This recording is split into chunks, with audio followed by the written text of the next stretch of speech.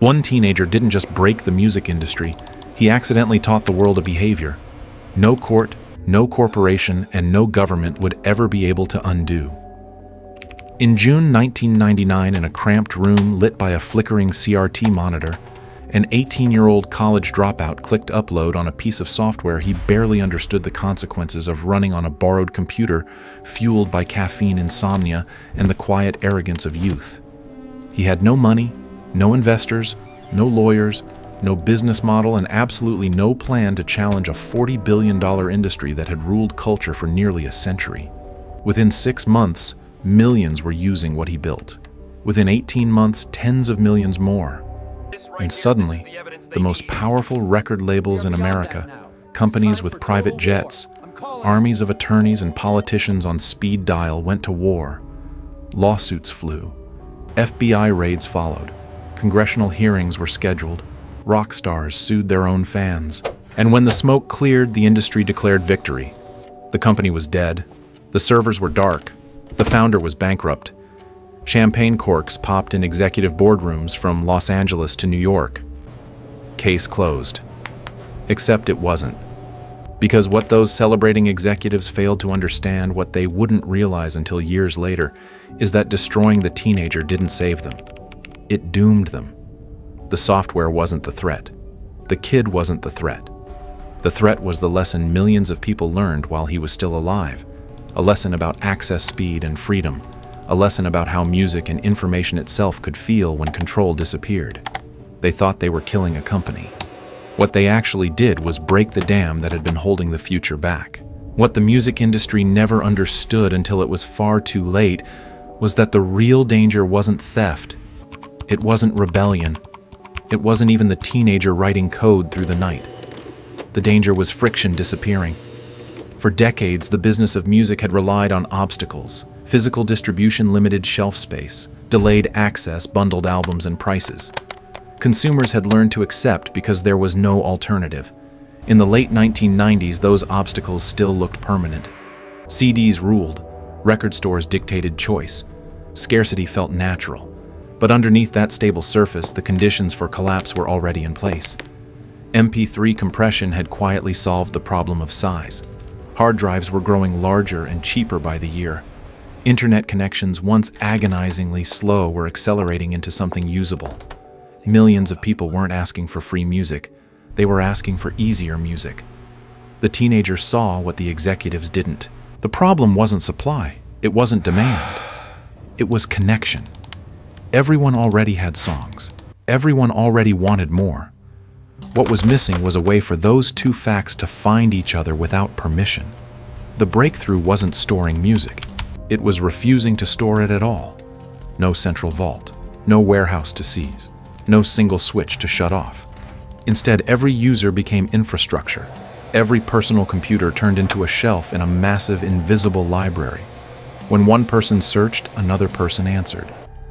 The system didn't ask who owned what. It didn't care who approved. It only cared that someone somewhere had the file.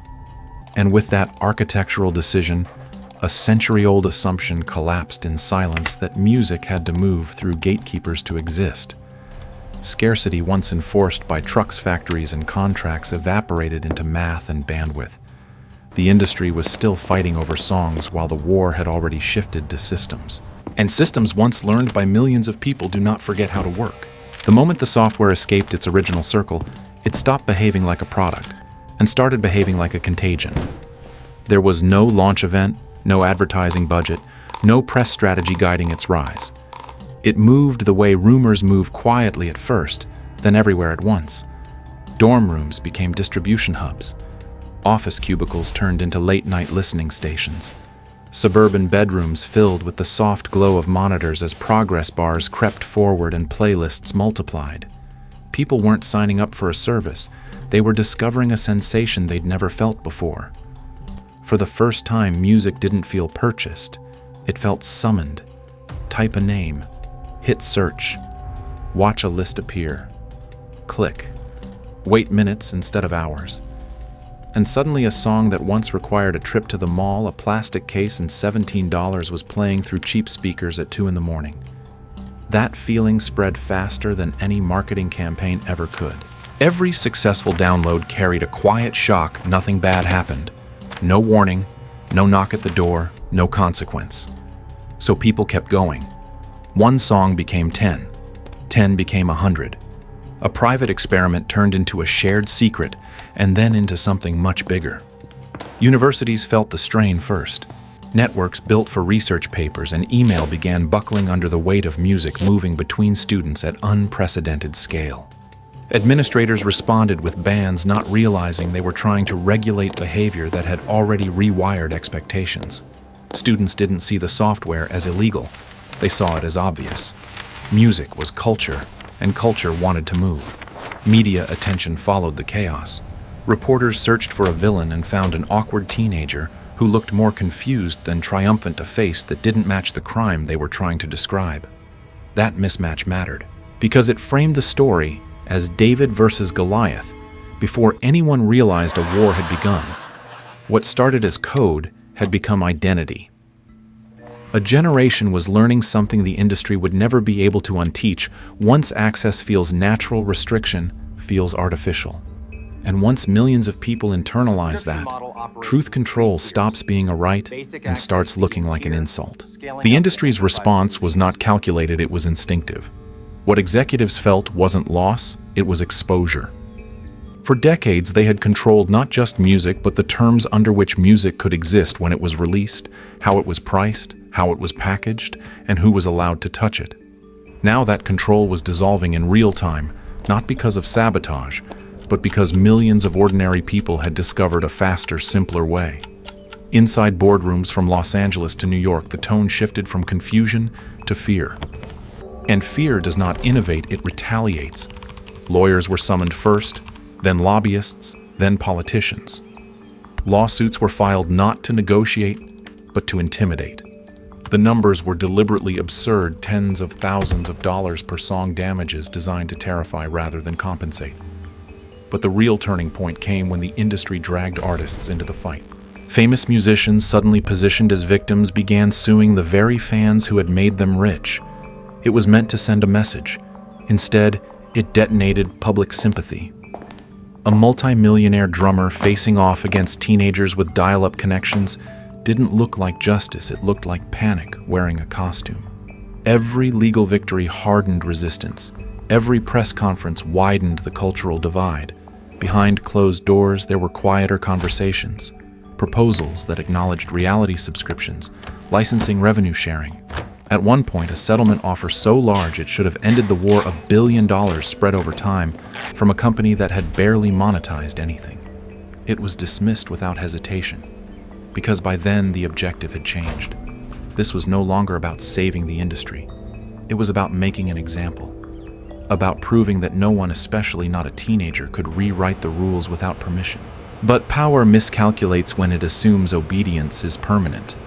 The more aggressively the industry pushed, the clearer the underlying truth became. This was no longer a dispute over music. It was a confrontation between centralized authority and decentralized behavior. And history has never been kind to institutions that mistake compliance for loyalty. As the legal machinery roared to life, something irreversible was already happening beneath the surface. The audience wasn't waiting to see who would win. They had already moved on. The end did not arrive with violence. It arrived with paperwork deadlines and a clock no one could stop. When the final ruling landed, there were no cheers inside the company, only exhaustion and disbelief. Engineers worked through the night racing to retrofit control into a system that had never been designed to obey. Filters were written, patched, rewritten, and broken again. Nothing moved fast enough. Outside, millions of users sensed the closing walls before any official announcement. They didn't wait for instructions. They reacted on instinct. Downloads surged to unprecedented levels, network traffic spiking far beyond anything administrators had ever recorded. It felt less like theft and more like evacuation. A population abandoning a city they knew was about to burn. Then quietly, the lights went out. Servers shut down one by one. Error messages replaced search results. Offices emptied. Employees packed their desks in silence as cameras waited outside. Somewhere, a teenager who had become a symbol watched security guards escort people he'd built something with out the door. On paper, it was a flawless victory. The courts had ruled. The company was finished. The founder was broke. The industry's authority appeared restored. But the moment was hollow, because nothing about the shutdown felt like resolution. There was no sense of closure, only absence. What vanished wasn't just a service, it was a feeling millions had internalized and could no longer unlearn. The industry believed it had cut the head off the snake. What it failed to see was that there had never been a snake. Only behavior, only habit, only memory. And those things do not respond to injunctions. As the servers went dark, something far more dangerous remained alive, the knowledge of how easy it had been, the knowledge of how it felt. And once that knowledge spread, the silence that followed wasn't peace. It was the sound of something reorganizing. What followed the shutdown was not relief. It was acceleration. With the center gone, the edges learned to survive on their own. New networks appeared almost immediately, absorbing millions of displaced users without announcements or permission. They had no headquarters to raid, no executives to subpoena, no servers that could be flipped off with a court order. Each shutdown only taught the next generation what not to build. Searches were decentralized, indexes fragmented, responsibility dissolved into code and geography. The system learned, and it learned fast. Where the original platform had been a bridge, these successors became swarms. Traffic rerouted itself. Files broke apart and reassembled elsewhere. Participation stopped being optional and became structural. The more people joined, the stronger the network grew. Attempts to contain it only increased its resilience. The industry responded the way institutions often do when confronted with systems they can't control, by punishing individuals. Lawsuits multiplied. Headlines followed. Ordinary people were dragged into courtrooms accused of damages that exceeded the value of their homes. The intent was fear. The result was ridicule. Late-night television mocked the spectacle. Public sympathy evaporated, and still, the behavior continued. Behind the noise of litigation, a deeper transformation was underway. An entire generation had internalized a new expectation that music should be immediate, searchable, and unbundled from physical ownership. That expectation didn't disappear when one company collapsed. It migrated. When legal platforms finally emerged, they weren't innovators leading the way, they were responders, adapting to a reality they no longer controlled. Pricing power shifted. Gatekeeping weakened. Convenience became the product. The war the industry thought it was fighting against piracy was never the real one. The real battle was against memory, against a learned experience of freedom and speed. And memory, once formed at scale, does not negotiate. It simply waits for the next system willing to serve it. In the years that followed, the story was often told as a cautionary tale. A brilliant young creator who flew too close to the sun. A company that moved too fast and paid the price. But that framing misses the deeper truth. The teenager didn't destroy an industry. He revealed the assumptions it was built on. For nearly a century, music had depended on friction, on distance between artist and listener, on delay between desire and access. Those barriers weren't accidental. They were structural. They created leverage. They created profit. And when those barriers fell, even briefly, the illusion of permanence shattered. What people remember now isn't a piece of software or a court case. They remember how it felt. How music stopped being something you waited for and became something you reached for instinctively. That sensation rewired expectations across an entire generation. Once learned, it could not be unlearned. The industry won its legal battles, but legality was never the real battlefield. The war was cultural, behavioral, psychological. And on that terrain, power behaves differently. Authority loses its edge when it can no longer dictate convenience. Control weakens when alternatives feel natural. The real legacy of that moment isn't piracy or lawsuits, it's the realization that systems survive only as long as people believe in their constraints. When belief erodes, enforcement becomes noise. Years later, music still exists. Artists still create. Platforms still profit. But the balance of power has shifted permanently. Access came first. Ownership followed, if at all. The lesson extends far beyond music. It applies to media work, education, even governance. You can shut down a company. You can erase a brand. You can punish a founder. But you cannot roll back a collective realization. The dam was never the enemy. It was the warning. And once it cracked, the future didn't ask for permission to rush in. This story was never really about music. It was about power, who holds it, how fragile it is, and what happens when ordinary people briefly glimpse a better way. Systems don't collapse because they're attacked. They collapse because they fail to adapt to human behavior. When institutions fight the future instead of understanding it, they don't preserve order, they accelerate disruption. That lesson didn't end here, and it won't be the last time we learn it the hard way. If this story made you rethink how technology, power, and culture collide, take a moment to like the video. Share it with someone who still believes systems are permanent. And subscribe if you want more investigations into the moments that quietly reshaped the world.